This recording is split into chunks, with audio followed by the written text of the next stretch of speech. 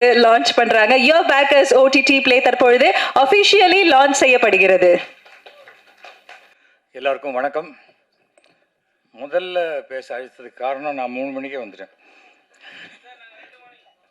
நீங்கள் இங்கே தானே இருக்கீங்க, மார்னிங் 9 to நைட் 9 வரைக்கும். இது எங்கள் ட்ராமாவில் ஒரு விஷயம் சொல்லுவோம், எவ்வளோ லேட்டாக ஆரம்பித்தாலும் கரெக்ட் டயத்துக்கு முடிச்சிருவோம் அப்படிம்போம். அது மாதிரி இப்போ 6 மணிக்கு அடுத்த ஷோ இங்கே இருக்கிறதுனால கண்டிப்பாக இது 5:45க்கு முடிஞ்சிடும். அது ஒரு சந்தோஷமான செய்தி உங்களுக்கு. அண்டு ஓடிடி பிளாட்ஃபார்ம் வந்து ஃபஸ்ட்டு இது எனக்கு நம்முடைய கிஷோர் கூப்பிட்டாரு. துபாயிலேருந்து வெங்கின்னு என் பையனுடைய கிளாஸ்மேட், அவன் இதில் ரொம்ப நீங்கள் போய் வரணும்னு சொல்லி கூப்பிட்ட போது நான் பார்த்தேன், இன்விடேஷன் பார்த்தா 5 பேருக்கு மேலே ஆளே இல்லை. இது என்னது பிரசாத் ஸ்டூடியோவில் 5 பேர் ஸ்டேஜ் இல்லையா, ஆச்சரியமாக இருக்கே அப்படின்னா அதுலேயும் 2 பேர் வரலை, 3 பேர் தானா அப்படின்னு நினச்சி வந்து பார்த்தா ஆஸ் யூஷுவல் மறுபடியும் ஃபுல் ஸ்டேஜ் இருக்குது. ஏனென்றால் இது வாழ்த்த வந்த நெஞ்சங்கள். அதை நீங்கள் நிறையா ஆடியோ லான்ச்லாம் பார்த்துருப்பீங்க. சம்மந்தப்பட்டவங்கெல்லாம் கீழே உட்காந்துருப்பாங்க, நிறைய பேர் மேலே உட்காந்து இதை பற்றி பேசி, நிறைய பேர் அந்த படத்துக்கு சம்மந்தமே இல்லாத விஷயத்தை பேசி அது பெரிய வைரல் ஆகி அந்த படத்தை பற்றின லைன் ஒரே ஒன்று வந்து இந்த படத்தின் போது இவர் பேசியதுன்னு வந்துடும். அது நான் சொல்லுவேன், நிறைய அந்த மாதிரி படங்கள் ஆடியோ லான்ச் பண்ணும்போது அந்த படத்தை சம்மந்தப்பட்டவங்களை மேடையில் வச்சு அவங்களை பற்றி பேசினாதான் அது வெளியில் போய் சேரும்.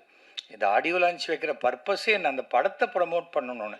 ஆனால் அங்கே வரக்கூடியவர்கள் பேசக்கூடிய விஷயங்கள் சிலது அவுட் ஆஃப் கான்டெக்ஸ்டில் போகும்போது அதுவாயிடும். எனக்கு இவங்ககிட்ட பிடிச்சது இவங்களுடைய சோஷியல் சர்வீஸ். கிட்டத்தட்ட 13 வருஷமாக பண்ணி கொண்டு 6 வருஷமாக. இப்போ நீ 13 எங்கே வந்தது? அவங்க தப்பாகிட்டாங்களா? சரி சரி பரவாயில்ல. 13 வருஷங்களுக்கு மேலே தொடர்ந்து பண்ணுவாங்கங்கிற நம்பிக்கையில் நம்ம இதை பேசுவோம். 6 வருஷம் பண்ணியிருக்கிறதுங்கிறது, ஏன்னா சமூக சேவை என்பதே சினிமாலேயே கூட நிறைய பேருக்கு அது சமூக சேவை தான். பேமெண்ட் வந்தால் தான் அது சினிமா, நமக்கு அது தொழில், இல்லைன்னா அது சமூக சேவை தான். வரதில்லை நிறைய பேருக்கு. இது நான் ப்ராஃபிட்டுன்னு சொன்னாங்க. நான் நிறைய வெளிநாடுகளுக்கெல்லாம் போகும்போது அவங்களும் போடுவாங்க, சார் நாங்கள் நான் ப்ராஃபிட் ஆர்கனைசேஷன்வாங்க. அப்புறம் போனப்புறம் தான் தெரியும் அந்த நான் மட்டும் தமிழில் இருக்கும், நான் ப்ராஃபிட் ஆர்கனைசேஷன் அப்படின்னு அது மாற்றிடுவாங்க. பட் இது அப்படி இல்லை. இவங்க பண்ணுற வேலைகள்லாம் பார்க்கும்போது ரொம்ப சந்தோஷமாக இருக்குது. நான் என் ட்ராமா முடியும் போது பேசுவேன், ஒருவேளை என் ட்ராமா உங்களுக்கு பிடிக்கலன்னா நீங்கள் கொடுத்த பணம் வேஸ்ட் இல்லை. நாங்கள் வருஷத்துக்கு ஒரு 100 ஸ்டூடெண்ட்ஸுக்கு ஃபீஸ் கட்டுறோம், புக்ஸ் வாங்கி தரோம், யூனிஃபார்ம் வாங்கி தரோம், வருஷத்துக்கு 200 பேர் வரைக்கும் ஃப்ரீ கேட்ராக்ட் ஆப்ரேஷன் பண்ணுறோம். அண்டு அதே போல் ஹாஸ்பிட்டலைசேஷனுக்கெல்லாம் உண்டான உதவிகள் எல்லாம் செய்கிறோம். எல்லாவற்றையும் தாண்டி மாதத்துக்கு 10 அல்லது 15 அனாதை பிணங்களை கொண்டு வந்து அடக்கம் செய்கிறோம். ஸோ இது நீங்கள் கொடுக்குற பணத்தில் தான் நாங்கள் இதெல்லாம் பண்ணுறோம் அப்படின்னு நம்ம சொல்லுவோம். ஏன்னா 2 விஷயம் இருக்குது. கொடுத்த காசுக்கு ட்ராமா பிடிச்சிதானா ஒன்று, என்னையா இவ்வளோ காஸ்ட்டுக்கு, ஏன்னா எங்கள் ட்ராமாவுக்கு ஃபஸ்ட் ஷோ டிக்கெட் 1000 ரூபா, லாஸ்ட் ஷோ டிக்கெட் 300 ரூபா, அந்த மாதிரி இருக்குது. பட் இந்த இலவசம் அப்படிங்கிறாங்க. நிறைய கஜானாங்கிற வார்த்தை போச்சுனோன்னு எனக்கு யாரும் கஜானா காலிங்கிறத இங்கே சொல்லிடக்கூடாதுங்கிறதுனால உங்கள் கஜானா சிறப்பாக இருக்க வேண்டும், நல்லா இருக்கணும்.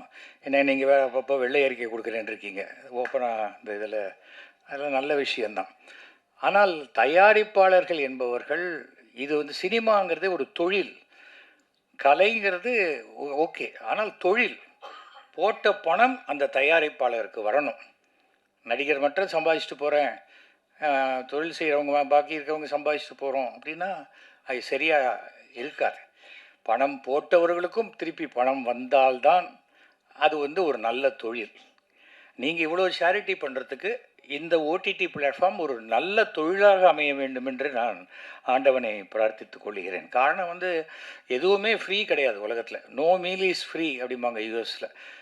அந்த மத்தியானம் லஞ்சு சாப்பிடும்போது கூட அதை ஆஃபீஸ் மீட்டிங் ஆக்கி ஒரு பர்கரை சாப்பிட்டு மீட்டிங் இது அஃபிஷியல் ஆக்கிடுவாங்க, அந்த மாதிரி.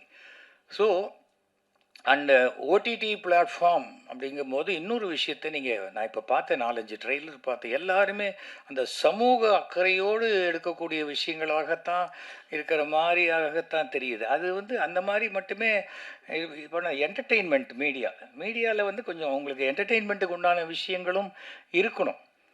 இது நல்ல சில படங்கள் பாருங்கள், ஃபர்ஸ்ட் ஹாஃப் முழுக்க காமெடியாக இருக்கும், செகண்ட் ஹாஃப் சென்டிமெண்ட் போய் கிளைமேக்ஸ் ஆக்ஷனில் போய் எல்லா விஷயங்களுமே இருக்கும். ஆனால் அந்த ஓடிடிக்குன்னு எடுக்கும்பொழுது, குறும்படம்னு எடுக்கும்போது பார்த்தா ஒரு ஒரு சோக காட்சி, ஒரு பரிதாபமான நிலைமை, அப்படியே நம்ம வர வேண்டியது கிடையாது. அதை தாண்டின ஒரு உங்களுக்குள்ளேயே இப்போது ஃப்ரீங்கிறதுனால உட்காந்து பார்த்துட மாட்டாங்க. அவங்களுக்கு பார்க்க ஆரம்பிக்கும் பொழுது அது முடிகிற வரைக்கும் நம்ம இன்ட்ரெஸ்ட்டு க்ரியேட் பண்ணக்கூடிய கண்டென்ட்டை நம்ம கொடுக்கணும். அதுக்கு நீங்கள் உங்கள் டெக்னிக்கல் டீம்லாம் என்ன வேணால் இருக்கலாம். ஆனால் அந்த கண்டென்ட்டை செலக்ட் பண்ணுற டீம் நல்ல டீமாக வைத்து கொள்ள வேண்டும். ஏன்னா ஓடிடியில் கூட முன்னாடியே பணம் கொடுத்து யார் படம் வாங்குறாங்க? பெரிய படம் யார் பார்ப்பார்களோ, பெரிய ஆர்டிஸ்ட் படம் யாரோ அந்த படங்கள் தான் வாங்குறாங்க. ஷேரிங், ரெவின்யூ ஷேரிங்லாம் ஓகே, உங்களுக்கு பிடிச்சிது. ஆனால் அந்த ரெவின்யூ ஷேரிங்க்கு முன்னாடி அந்த ப்ரொடியூசர் எத்தனை ரூபாய் இன்வெஸ்ட் பண்ணணுங்கிறது இருக்குது. அப்போது அந்த ப்ரொடியூசர் என்ன நினைப்பார், நமக்கு இந்த ரெவ்யூ ஷேரிங்கில் நமக்கு இந்த பணம் வருமா அப்படின்னு நினைப்பாங்க.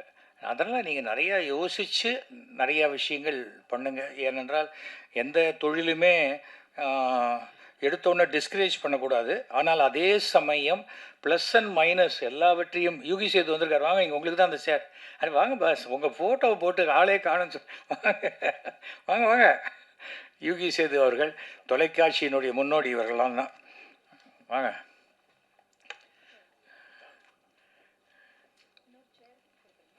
ஸோ இந்த மாதிரியான ஒரு விஷயம் அதை நாம் தெரிஞ்சுக்கணும். ஏன்னா ஓடிடி அப்படின்னு சொன்னால் அவங்களுக்கு தெரிஞ்சது இப்போது 2-3 தான், அதுக்கு மேலே இல்லை. நெட்ஃப்ளிக்ஸு, அமேசான், அப்புறம் அதுக்கு அடுத்தது சன் நெக்ஸ்ட்டு, இப்படிலாம் வந்துடுது. அப்புறம் நம்மளுடைய விஜய், ஸ்டார் விஜய், இதெல்லாம் இருக்குது. இதெல்லாம் தாண்டி நம்ம ஜெயிக்கணும். கலை உலகத்தில் மட்டும் ஒரே ஒரு விஷயந்தான், இந்த விசிட்டிங் கார்டு, அந்த விசிட்டிங் கார்டு, இது அது எதுவுமே இல்லை. இது அப்ரூவ் பண்ணணும். ஜனங்க ஏற்றுக்கொண்டால் அது மிகப்பெரிய வெற்றி அடையும். இல்லைன்னா நம்மளே இப்போ படம் எடுத்து நம்மளே ப்ரொஜெக்ஷன் போட்டு நம்மளே பார்த்துக்கிற மாதிரி தான் அது இல்லை. அதனால் நல்லா ஒர்க் பண்ணுங்கள். நல்ல யங்ஸ்டர் டீம் நல்லா இருக்கீங்க. இளைஞர்களுக்கு வாய்ப்பு கொடுக்கணும் அப்படிங்கிறீங்க. ஆனால் அதே சமயத்தில் முதியோர்களுடைய அனுபவங்களையும் எடுத்துக்கொள்ளுங்கள். அதுதான் ரொம்ப முக்கியம். ஏன்னா அது இருந்தால் தான் அது வெறும் இளைஞர்கள் மட்டும் பெருசாக எல்லாத்தையும் பண்ணிட முடியாது. அனுபவம் தான் பாடம் அப்படின்னு சொல்லுவாங்க. சினிமாவில் நிறைய அனுபவசாலிகள் இருக்கிறார்கள். ப்ராபப்ளி சில பேர் வெற்றி பெறாதவர்களாக கூட இருக்கலாம். ஆனால் அவர்களுடைய அனுபவங்களை எல்லாம் பயன்படுத்தி கொள்ளுங்கள். இன்றைக்கி டெக்னாலஜி வந்துடுது. நேற்றுக்கு ஒன்றுன்னு ஒரு படம் வந்திருக்கு, ஐ திங்க் நீங்கள் பார்த்துருப்பீங்க. ஸோ ஒரே ராஜ்குமார் ஒரே ஒருத்தர் எடுத்து வந்த படம். இது உலக சாதனை. இது நம்ம தமிழர்கள்லாம் அப்படி கைத்தட்டி அவரை வரவேற்கக்கூடிய ஒரு விஷயம். அந்த மாதிரி ஒரு டெக்னாலஜியெல்லாம் மாறி போச்சு. இன்றைக்கி செல்ஃபோன்லேயே நீங்கள் படம் எடுக்கிறாங்க, வந்துடுச்சு. ஸோ இவங்க அதுதான் வேணும், இதுதான் வேணும், இவங்க தான் வேணும், அதெல்லாம் மாறி போகும்பொழுது அந்த காலகட்டத்துக்கு ஏற்ப எல்லாவற்றையும் தாண்டி ரசனைகளுக்கு ஏற்ப நீங்கள் உங்களுடைய தொலைக்காட்சியை வடிவமைத்து கொள்ளுங்கள். அதுதான் உங்களுக்கு மிகச்சிறந்த வெற்றியை கொடுக்கும். அதுதான் சினிமாலேயே சக்ஸஸ் இஸ் ஃபார்முலா அப்படிம்பாங்க, மைட் இஸ் ரைட் அப்படிம்பாங்க. எது வெற்றியோ அதுதான். ராமராஜன் படத்தில் இந்த பசுமாடுகிட்ட பால் கறந்து அந்த பாட்டு ஹிட்டுன்னா அப்புறம் 10 படத்தில் ராமராஜன் இல்லாட்டாலும் அந்த பசுமாடு தான் இருக்கும். ஏன்னா அந்த பசுமாடு தான் சென்டிமெண்ட்டுங்க. அப்புறம் திடீர்னு சொல்லுவாங்க, இல்லை சார் இப்போ கொஞ்சம் எதுவும் மாறி போச்சு, நடுவில் ராமராஜன் பால் கறக்கட்டும், பசுமாடு பாடட்டும், சரி அதுதான் வெற்றி, ஓகே அப்படி எடுப்பாங்க. எல்லாருமே அப்படி தான் போனாங்க. எல்லாம் வித்தியாசமான முயற்சிங்கிறது இப்போ தான் இந்த காலகட்டங்கள். ஆனால் எல்லாமே ஆர்ட் ஃபிலிம் மாதிரி, ஃபிலிம் ஃபெஸ்டிவலில் பார்க்குற படம் மாதிரி இருந்ததுன்னா அதை நம்ம வாசலில் பார்க்கக்கூடிய ஒரே விஷயத்த ஸ்க்ரீனில் பார்க்குறதுக்கு எது காசு கொடுத்து பார்க்கணுன்னு தோணும். அந்த சீனுடைய பிரம்மாண்டத்துக்கு உண்டான கண்டென்ட்டை யோசித்து பண்ணினா உங்களுக்கு நிச்சயமான வெற்றி கிடைக்கும். என்றைக்குமே இந்த முயற்சி பாண்டிச்சேரியிலேருந்து நிறைய கலைஞர்கள் நான் பார்த்துருக்கேன். சினிமாக்குள்ளே வந்து வெற்றி பெறணும்னு வரக்கூடியவங்க நிறைய பேர் வந்திருக்காங்க. எந்த காலத்திலும் உங்களுடைய நீங்கள் கொடுக்க கொடுக்க வந்துருவோம்னு சொன்னீங்க. அதே மாதிரி நீங்கள் எவ்வளவோ சேரிட்டி பண்ணுறீங்க. அந்த சேரிட்டி உங்களை காப்பாற்றும். உங்களுக்கு அனைவருக்கும் என்னுடைய மனமார்ந்த வாழ்த்துக்களை நான் தெரிவித்துக் கொள்கிறேன். இன்றைக்கு நேற்றுக்கு தான் நம்முடைய முதுபெரும் நடிகை சவுகார் ஜானகம்மா இறந்து போயிட்டாங்க. அவங்களுக்கு இந்த 4:30க்கு மேலே அவங்களுடைய கிரிமேஷன். நம்ம ஒரு 30 செகண்ட்ஸ் நம்ம எழுந்து அவருக்கு உண்டான அந்த அஞ்சலி நம்ம செலுத்தினா மிகப்பெரிய கௌரவமாக இருக்கும். ஆடியோ லான்ச் அந்த மாதிரி நடக்கிற இடத்துல ஒரு ஓடிடி லான்ச் அது நடக்குது. இது மிகப்பெரிய வெற்றி அடைய வேண்டும் என்ற வாழ்த்துக்களை நான் சொல்லிக் கொள்கிறேன். என்னுடைய பங்களிப்பு, என்னுடைய நாடகங்கள் எல்லாமே என்ன உண்டோ அதெல்லாம் இதில் நம்ம போடுவோம் செய்வோம். அனைவருக்கும் நன்றி, வணக்கம். அது இன்ட்ரடியூஸ் பண்ணி அது சிறந்த தயாரிப்பாளர்களுக்கு சிறந்த திரைப்படங்களை கொண்டு செலுத்துகிற ஒரு சாதனமாக இருக்கணும். அந்த வகையில் உங்களோட ஓடிடியை எங்களுடைய FFC சார்பாக, தமிழ் திரைப்படத்துறை சார்பாக உளமாற நெஞ்சார வாழ்த்துகிறேன். வரவேற்கின்றோம். உங்களுடைய வருகை நல்வரவாகட்டும். நன்றி. அனைத்து உறவுகளுக்கும் நன்றி. முதல்ல வணக்கம். தங்கச்சிமாக்கு பெரிய வாழ்த்துக்கள். ரொம்ப அழகாக பேசின தங்கச்சிமா. ரொம்ப கோர்வையாக பேசுறது ரொம்ப அழகான விஷயம். அதுவும் தமிழில் பேசுறது ரொம்ப கஷ்டம். எந்த ஒரு ஆங்கில வார்த்தை இல்லாமல் ரொம்ப அழகாக இவ்வளோ கோர்வையாக பேசுறதுக்கு பெரிய மூளை வேணும். நமக்கு அந்த மூளை இல்லை. அதனால் தங்கச்சிக்கு பெரிய வாழ்த்துக்கு. இவ்வளோ நாள் பேசுறது தங்கச்சிக்கு ஒரு கை தட்டிக்கலாம். நீங்கள் எவ்வளோ அழகாக தொகுத்து வழங்குறது ரொம்ப கஷ்டம். உண்மையிலே இவ்வளோ பேரை ஞாபகம் வச்சுட்டு பேசுகிறதே கஷ்டம். அது எழுதி வச்சு பேசணும். அதை மறந்துடும். அப்படி இந்த மூளை அப்படி தான், எல்லாத்தையும் மறந்துடும். இந்த மறக்கிறதுனால என்ன ஆகுதுன்னா நிறைய விஷயம் சந்தோஷமாக இருக்கும், நிறைய விஷயங்கள் காணாமல் போயிடும். அவ்வளோதான். இந்த மறதி என்பது ரொம்ப அழகான விதி. நான் கொடுத்த பணம் மறந்துட்டேன், அதனால் பரவாயில்ல அப்படின்னு எடுத்துக்க முடியாது. ஆனால் யாரும் சொல்லும்போது ஐயோ பணம் கொடுத்தோமா, எப்போ கொடுத்தோம் அப்படி கேட்போம்ல. மூளை என்ன பண்ணும், வேறு மாதிரி வேலை பார்த்துட்டே இருக்கும். மூளை ரொம்ப மோசமானது. நல்லது ஏற்றுக்காது, கெட்டதை மட்டும் தான் எடுத்துக்கும். எதை வேணாம்னு சொல்லும்போது தான் திரும்பி பார்க்க சொல்லும். எதெல்லாம் நல்லதுன்னு சொன்னால் ஏற்றுக்காது. நல்லது எப்போதும் எடுத்துக்கணும். நீங்கள் நல்லது எடுக்கும்போது மனசு ரொம்ப அழகாகிடும். இந்த நல்லது தான் இந்த கிஷோரையா, அது எப்போதும் நல்லதாக தான் இருக்கும். எனக்கு கிஷோரையா எனக்கு அறிமுகப்படுத்தி வச்சு தண்டபாணி அண்ணா ஒரு படத்துக்காக இங்கே இவர் அறிமுகப்படுத்தி இவர் நடிக்கிறதுக்காக வந்தாங்க. இப்போ சமீபத்தில் வரும்போது அவர் பேசுகிற வார்த்தைகள் அவ்வளோ அழகாக இருக்கும். எப்போதுமே யாரை பற்றியும் தப்பாக பேசுனதே கிடையாது. ஏதாவது பண்ணும் சார், நல்லா பண்ணும் சார், சூப்பராக பண்ணும் சார், இது உதவி பண்ணும் சார். உதவி என்பது நீங்கள் எதிர்பார்த்து பண்ணக்கூடாது சார் அப்படின்னு ஏதோ ஒரு விஷயத்தை கனெக்ட் ஆகிட்டே இருக்கும் ரெண்டு பேருமே. அது கடவுள் என்னென்னா டைரெக்டாக ஓஸ் போட்டிருக்கா தலையில் அவருக்கு. அங்கேருந்து நேராக ஓஸ் போட்டு அவர் பேசுகிற வார்த்தைகள் எல்லாமே அவ்வளோ உண்மையாக இருக்கும். அந்த உண்மை தான் இங்கே நிற்குது. அந்த உண்மையாக இருக்கிறது பெரிய உண்மை. அந்த உண்மைக்கு உண்மை என்பது ரொம்ப அழகு. உண்மையாக இருக்கிறது ரொம்ப கஷ்டம். அது கிஷோராய்க்கு பெரிய வாழ்த்துக்கள். இப்போ ஒரு படம் பண்ணதுக்கான ஒரு வாய்ப்பு கிடச்சிது. நான் அதுக்கு ட்ரெயின் பண்ணதுக்காக தான் வந்தாங்க ஐயா. ஒரு 2 நிமிஷம் டைம் எடுத்துக்கிறேன். இப்போ இன்னும் ஒரு 15 நிமிஷம் இருக்குது. ஐயா அதுக்காக ட்ரெயின் பண்ணதுக்காக உள்ள சொல்லி தண்டபாணி சொன்னார் ட்ரெயின் பண்ணணும் அப்படின்னு. சரிங்க நான் ட்ரெயின் பண்ணுறேன் அப்படின்னு கூப்பிட்டு வந்த உடனே பார்த்த உடனே ரொம்ப அழகாக இருந்தாங்க. பேசும்போது எத்தனை மணிக்கு வருவீங்க ஐயா, சீக்கிரம் வாங்கன்னா 6 மணிக்கு 7 மணிக்கு வருவாங்க. அப்போ 7 மணிக்கு வந்தாங்க. 7 மணிக்கு 9 மணி வரைக்கும் இருந்தாங்க. அப்புறம் 10 மணி ஆச்சு. இந்த காலகட்டம் அப்படியே தள்ளி போயிட்டே இருக்குது. 3 மணிக்கு ஒரு மெசேஜ் அனுப்புவாங்க, ஒரு ரீல் அனுப்புவாங்க, பாருங்க ஐயா அப்படி இருக்கு அப்படின்னு. ஏஐயில் பண்ணுது. ஏஐ மாதிரியே தெரியலங்க ஐயா, சூப்பராக பண்ணியிருக்கீங்க அப்படின்னு. 4 மணிக்கு எப்போயா தூங்குவீங்க, எனக்கு தூக்கமே வராதுன்னுவார். நீங்கள் எப்போ தான் தூங்குவீங்க ஐயா, 24 மணி நேரம் வேலை பார்த்துட்டே இருப்பேன், எனக்கு தூங்குனா தொலைச்சு தூங்கிடுவேன் அப்படின்னார். தூங்கினா இதுக்கு சரித்திரமே இல்லை போல இருக்குது. அவர் தூங்குறவா எப்போ தூங்குவார் தெரியாது. அப்படி உழைப்பாளி, பெரிய உழைப்பாளி. அதுக்கப்புறம் அந்த படம் நடிக்கிறதுக்கு ஆயத்தமாச்சு, போயிருக்கணும், ஷூட்டிங் போயிருக்கணும். அப்போது திடீர்னு ஃபோன் பண்ணி சொல்கிறா, ஐயா இந்த படம் நான் பண்ணல அப்படின்னு. சரிங்க ஐயா, ஏன் அப்படின்னு. அந்த படத்தை நீங்கள் தான் பண்ணுறீங்க அப்படின்னு. ஐயா நீங்கள் ஒரு சும்மா இருக்கீங்க ஐயா. இல்லையா நான் ஹீரோவா பண்ணத்தோட நீங்கள் ஹீரோவா பண்ணுங்க, இந்த படம் கரெக்டாக இருக்கும் அப்படின்னாரு. எனக்கு என்ன சொல்கிறதுனே தெரியல. அவருக்கு வந்த வாய்ப்பை இன்னொருத்தர் கொடுக்கறது எவ்வளோ பெரிய மனசு வேணும். அந்த பெரிய மனசு உண்மையிலேயே பெரிய மனசு தான். அதுதான் கிஷோர் ஐயா. இப்போ தண்டபாணி என்ன நாங்கள்லாம் சேர்ந்து ஊட்டியில் ஷூட் பண்ணிகிட்டு இருக்கோம். சந்தோஷ் தம்பி தான் அதுக்கு இயக்குனர் இருக்காங்க. ரொம்ப குட்டி புள்ள அந்த பிள்ளை. அந்த பிள்ளைக்கு ஒரு வாழ்க்கை கொடுக்கணும். அந்த பிள்ளைய கதையை கேட்டு அதுக்கான வேலையை பார்த்து பெரிய பட்ஜெட்டில் ஒரு படம் பண்ணுறாங்க ஊட்டியில். நேற்று ஊட்டியிலேருந்து கிளம்பி இங்கே வந்துட்டு திருப்பி நாளைக்கு ஊட்டிக்கு போகிறேன். அதுக்கு அத்தனைக்கும் காரணம் இயக்குனர் மட்டும்தான். அந்த இயக்குனருக்கு உதவி பண்ண தண்டபாணியனுக்கு பெரிய சப்போர்ட்டிவாக இருக்குது எங்கள் ப்ரொடியூசர் ஐயா. நல்லா கைத்தட்டிக்கலாம். உண்மையிலே முயற்சி திருவினையாக்குன்னு சொல்லுவாங்க. முயற்சி தான் வாழ்க்கையில். நான் நடக்கிறேன் என்பது முயற்சி, உட்கார என்பது முயற்சி. இந்த முயற்சி எவ்வளோ கூட அழகாக வச்சுருக்கோம், இந்த கண்டிப்பாக நடந்துடும்.